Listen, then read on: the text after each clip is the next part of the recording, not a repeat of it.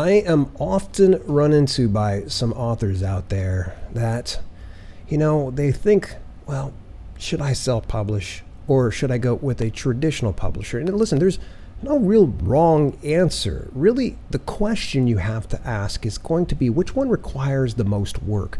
Which is the one that you're willing to put the most work into or the least work into? And believe it or not, both of those do require a certain sense of responsibility and duties that you have to do as an author. So we're going to talk about that in today's podcast. So make sure that you stay tuned.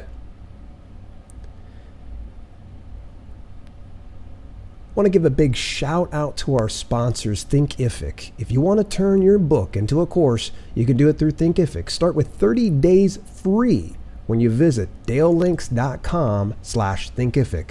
Again, that's dalelinks.com/Thinkific, and I'll leave that in the show notes.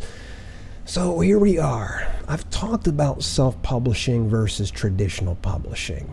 And a fun fact, anytime I'm researching some of these ideas, I go through things like YouTube or Google, and I try to find something that's popular and something that people are looking for. And then I have everybody vote for it over in my YouTube community tab. This one seems really silly, and you're probably even reading it going, should I self-publish or traditional publisher? Yeah, people are looking for this, looking for that exact word, that verbiage. So just so I'm not getting crucified by a lot of grammar writers out there, or lack of better terms, grammar police out there. I just want to let you know, should I self-publish or traditional publisher? That is something that's searched for. Don't blame me. Blame the rest of the world that's looking this up. And I've always had my stance when it comes to self-publishing or traditional publishing. And if I were ever given the opportunity for a trade published deal, it's not like I'm going to turn it down. I have always been the person that says, look, let's do self-publishing. And I want to continue to kind of encourage everybody to do that. But we need to understand that, it's apples and oranges here, folks. Both of them require work. So that's the problem. There's a lot of myths about traditional publishing and about self-publishing that are just kind of circulating about. And I want to kind of just get some critical thinking here for you as you're listening to this, wherever you're going. Think about some of these five little things that you should consider when you're going for self-publishing or you're doing traditional publishing. And so we're gonna go ahead and take it just one at a time.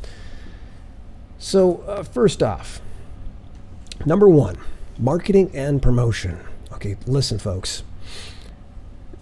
I'm a self-published author. I've read a lot, and I've even listened to a lot, and I've even watched a lot about people that have been traditionally published. And folks, reality check. Marketing and promotion is not easy on either one of those ends. And unless you have a a gigantic following, don't expect for your traditional publishing house to take care of the marketing promotion for you. They might do a little bit right out the gate, but beyond that, it's still your responsibility to go out and market and promote. And you're going to probably have to invest your own money into it, both avenues. Now, you're probably going, I'll work it out. I'll work out a deal like this. Okay. Fun fact, good friend of mine, of Kelly's and mine, Evan Carmichael, look him up. He's got about 2 million subscribers on YouTube. Huge. He has a traditional publishing deal, and he also self-publishes other books. He just got done publishing, or he's getting ready to publish a new book here. And, I'll tell you, I looked at his stats on his books, and I've looked everywhere for promotion outside of what he's doing, and there's nothing there.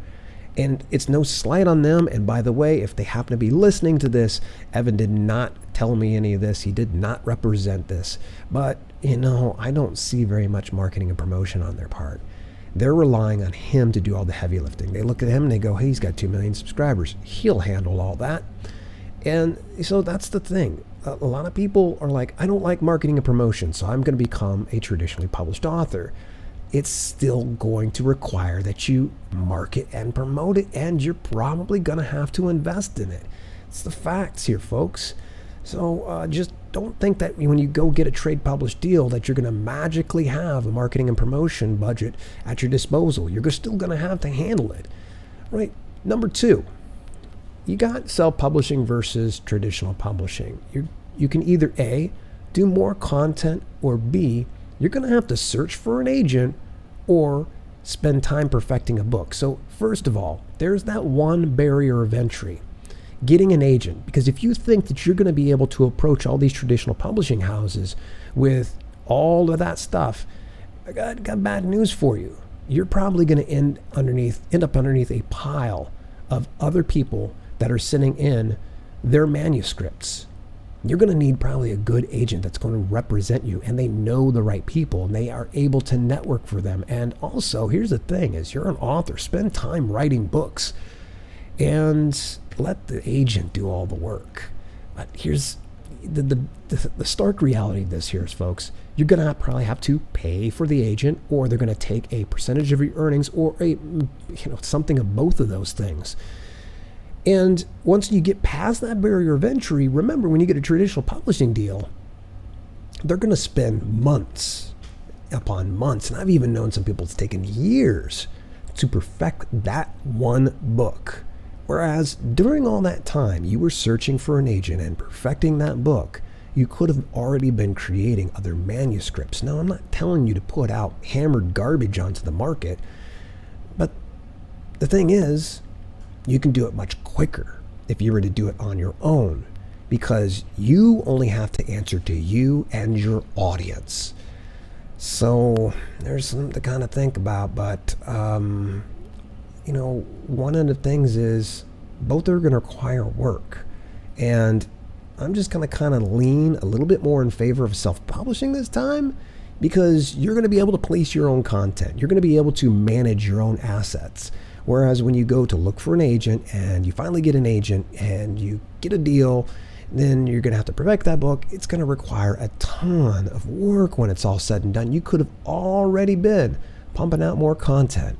And that's the name of the game here these days, folks, is how much content you're going to be able to do. What kind of disruption can you create in the marketplace that'll get the readers invested in what you have to offer? All right, so here we go. Next one, number 3. You can either grow your following or you can grow their following. Now, you're probably confused. You're going, wait a second. Isn't it the same? Yes and no. You're going to have to grow your following at either ends of the spectrum. You're going to have to spend that time learning that process. So if you're growing your following, you're going to have to do it on both of them. But here's the scary thing is, since they're fulfilling all your print runs, since they're the ones that put out the content and they're editing it and they're formatting it, chances are very likely you're not going to be able to have an email list. If there is an email list, it's probably going to be their email list. So your readers turns into your publishing house's readers. So you're kind of out of control on this one. You're really going to have to trust that they're going to get your back at every step of the way. And let's just say something really scary could happen. Let's say you sign a publishing deal, maybe with a small publishing house or maybe even a large publishing house, and they go bankrupt. There goes everything. Now, maybe the rights will default back to you. We'll just give it to you on that. But what's the likelihood that they're going to say, well, here's our entire email list, much less have an email list for you to utilize? That's the really scary thing. And you're still going to have to grow your following at the end of the day. So just as I was sharing with Evan Carmichael, he built those 2 million followers. His traditional publishing house didn't do that. He did that. He grinded it out. He did it one subscriber at a time, and he grew that brick by brick and just built that massive brand for himself. You're going to need to do the same thing. So which is going to require more work? Again, I'm going to lean more towards self-publishing being the path of least resistance, because you're going to have to grow your following, and you're going to potentially have to get it to where, possibly they're going to give you their following. They're going to allow you keys to the kingdom. All right, next one. Invest in yourself or invest in them. So when I say invest in yourself, we can already say in self-publishing, you're going to have to pay for everything. I mean, unless you get it crowdsourced, like doing a Kickstarter campaign. I know Naomi Van Doren, she was a interview guest about a couple years ago, and she has done nothing but Kickstarter campaigns for her art books that she puts out. She never fulfills it through Amazon, and her fans cover that for her. And then if you look over at, say, a trade published deal, you're going to have to invest in them. And you're probably scratching your head. No, that's not how it works, Dale. Actually, in some instances, you do have to invest in them. And that is, some will give you an advance. Now, a lot of people go buck wild when they get the advance. They're like, yeah, I'm going to get myself $10,000 for my advance. Life is good. Bad news. If things go south and you don't sell the number of books that they had really anticipated to recoup that $10,000 advance or whatever your advance might be, you got to pay it back. Yeah, that's scary, right? You got to pay it back. Now, I'm sure there might be some exceptions to the rule, but in most instances, an advance means it's kind of like getting an advance payday. Here you go. We're going to give this to you in advance so that way you can work on your book and we can get things going. That way you're not going, hungry, or you're not producing good content because you can't pay the bills because you're going to a 9-to-5 job. So, yeah, you're kind of investing in them. So which is going to require more work? I'm actually going to have to lean in favor of traditional publishing because at least it frees you up to do the thing that you love to do most, which is writing. So the one that requires more work, self-publishing.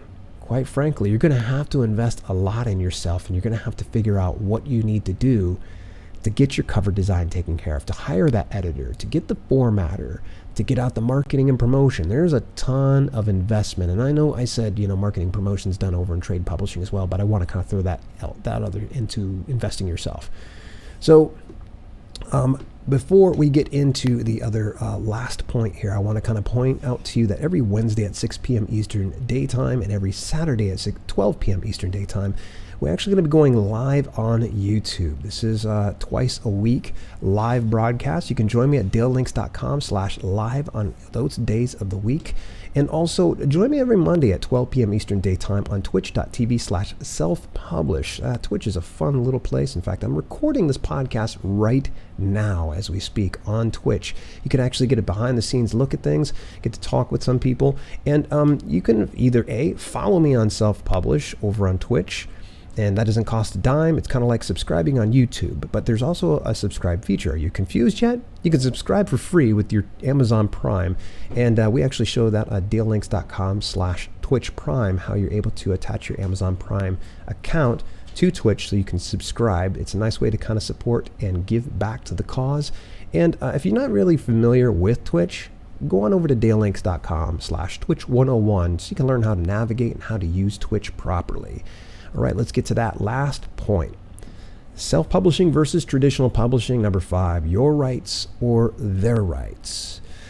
Ooh, man, you put all of that time, energy, and effort into this work. And whether you're self-publishing or traditionally publishing it, it's your baby.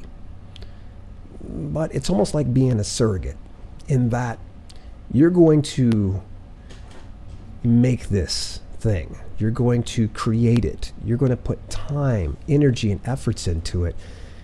And at the end of the day, that child that you made, sometimes we call it a child, it's going to go over to the traditional publisher. It's theirs. It's their property. It's what they're hiring you for. It's what you're on the contract for.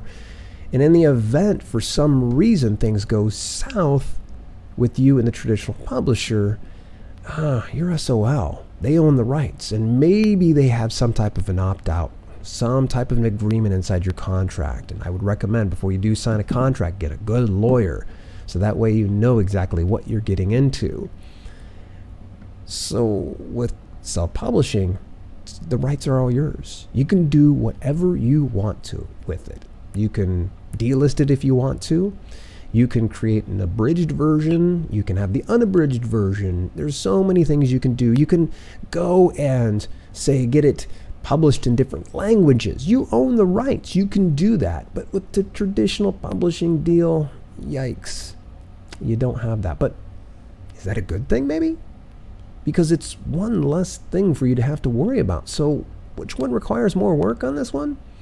Well, when you own the rights, it's going to require some more work. Traditional publishing, it's like, hey, I want to go translate to this language. They're going to be like, Tough. You're not going to do that because we own the rights to that content. So those were 5 things, talking about marketing and promotion, more content or searching for an agent, perfecting a book, grow your following versus growing their following, invest in yourself versus investing in them, and then last but not least, your rights versus their rights. Listen, folks, both require the same amount of energy and time, and you're still going to have to climb a mountain. Just the mountains are going to be on different terrains. They're different mountains, not going to be the same mountain at all. Self-publishing, you can go at your own pace. You can take your time. You can speed up if you want. You can reach out to people in your network, have them help you grow this and market it. And then there's traditional publishing in that you got to go at their pace. That's even if you land an agent, because there are some agents that won't work with you. Maybe you've got the wrong type of niche.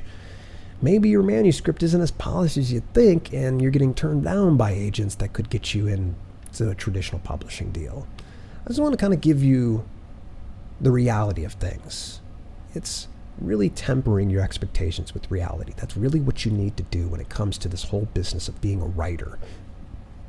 So as we start to wrap things up, I want to just let you know, hey, listen, I'm on a lot of different platforms. In fact, I am on podcasting on SoundCloud, Stitcher, iHeartRadio, Google Play Music, Buzzsprout, Messy, Podomatic, Spreaker, Castbox, Podbean, and of course, Apple Podcasts. You do me a huge favor, whatever the platform is, subscribe or follow me on your preferred podcasting platform and just leave a review. That would be 100% tremendous of you, and I'll give you a virtual banana sticker. In the meantime, this has been Self-Publishing with Dale, and I will talk to you soon.